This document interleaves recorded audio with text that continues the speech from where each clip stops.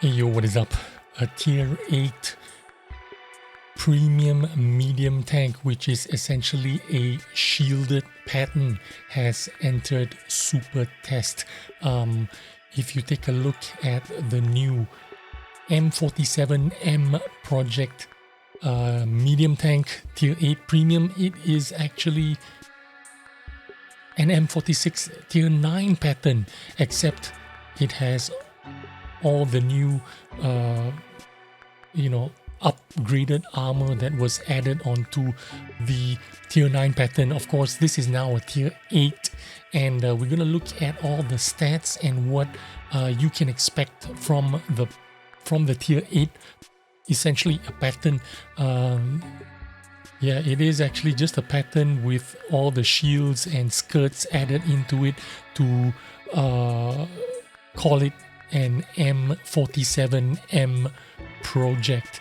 And to be honest with you, I like the way it looks. I like the upgraded armor. It looks funky. It looks kind of modern, kind of like a modern kind of 60s NATO tank, the early days of NATO. This is what they would do, take old tanks and then try to upgrade it with extra copium armor, to fight off heat-seeking shells, I suppose, anti-tank armor.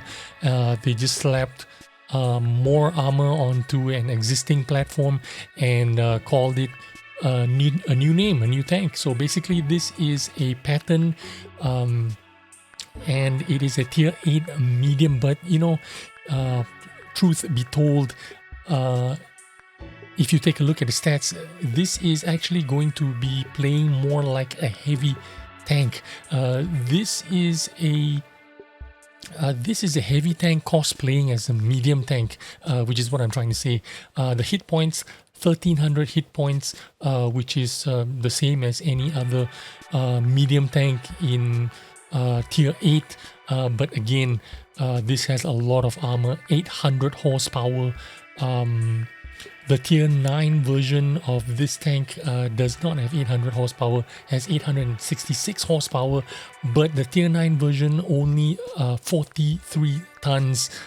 This tier 8 version is 50 tons, and the power to weight ratio, of course, on the tier 8 is only 16.95, because this is a heavily armored medium tank. 16.95 suggests that it has a little bit of agility, but because this tank is 50 tons, this tank is not going to be very fast. The top speed only being 40 kilometers an hour going forward, 15 in reverse.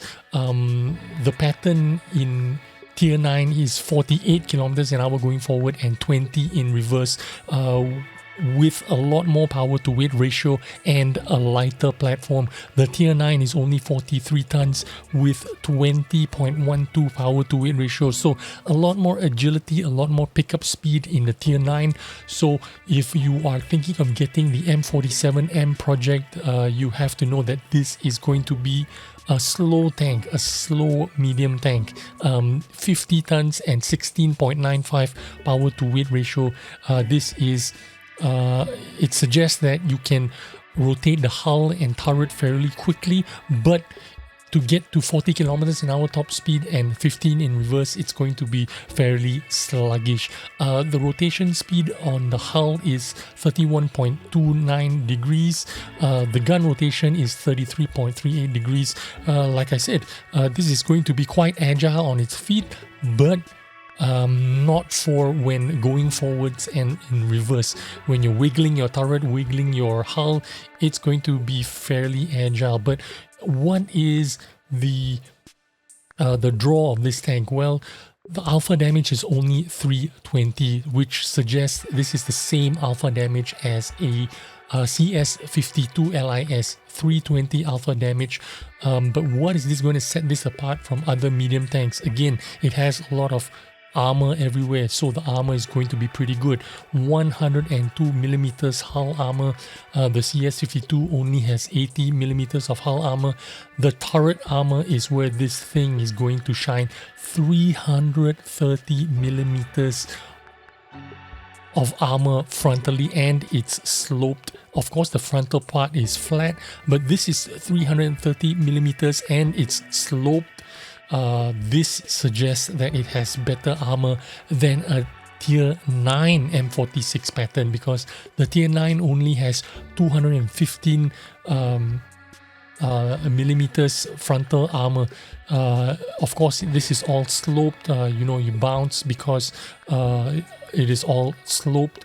But the Tier 8 is going to have 330 millimeters and sloped. So very good hull, very good turret armor, so-so hull armor, but the mobility of this tank is going to be pretty bad compared to a CS52 LIS, of course. What else is terrible with this gun is the penetration.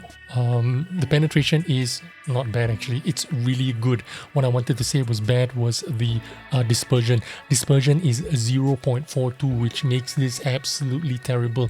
The Tier 9 Patton dispersion is 0.37, much better dispersion on the Tier 9. And if you compare this to a CS52, CS52 has 0.35 dispersion, very accurate gun compared to the M47 M Project. 0.42 dispersion is really bad, but you make it up with the penetration because the stock penetration is 230 millimeters standard ammo, which is absolutely insane. Let's take a look at the stock ammo. What kind of ammo are we going to have? It's going to be AP, 230 millimeters of penetration. The premium shells is going to be heat with 300 millimeters of penetration in Tier 8. This makes the gun very good penetration. If you want to make credits, play this tank and shoot standard ammo, you're going to make a lot of credits because the penetration is just so incredibly high. The only problem is with that dispersion. 0.42 makes this gun shoot like pissing after sex. You're just going to shoot all over the toilet bowl, all over the floors, on the toilet sink. You're going to shoot your you're going to piss on your shower head. You're going to piss everywhere except the toilet bowl. 0.42 dispersion, even with food, BIA, you're still, the best you're going to do is 0.38 and 0.39 dispersion, which makes it really bad, which means this tank is actually going to play like a heavy tank. You're going to be up front, up close. You're going to try and use your turret to block damage. You need to be really up close to be fighting against with other heavies. So think of it like a super Pershing with the armor. You need to be in front playing together with the heavy tanks. Maybe be a heavy tank or be a support role. Maybe you're supporting a defender. Maybe you're supporting a Carnarvon. Basically, you are playing next to heavy tanks and you're going to be very aggressive that way. The reload time, 9.2 seconds. Pretty good for a heavy tank. In fact, 9.2 seconds is actually the same reload time as a CS52 with that 320 alpha damage gun. So that is your M47M Project new medium premium tank that is cosplaying as a heavy tank with a lot of turret armor, 300 millimeters of frontal turret armor, hull armor, 102 frontal hull armor, and sloped sloped frontal armor. So this tank is going to be interesting. How is it going to play? The downside here for me is going to be that 0.42 dispersion.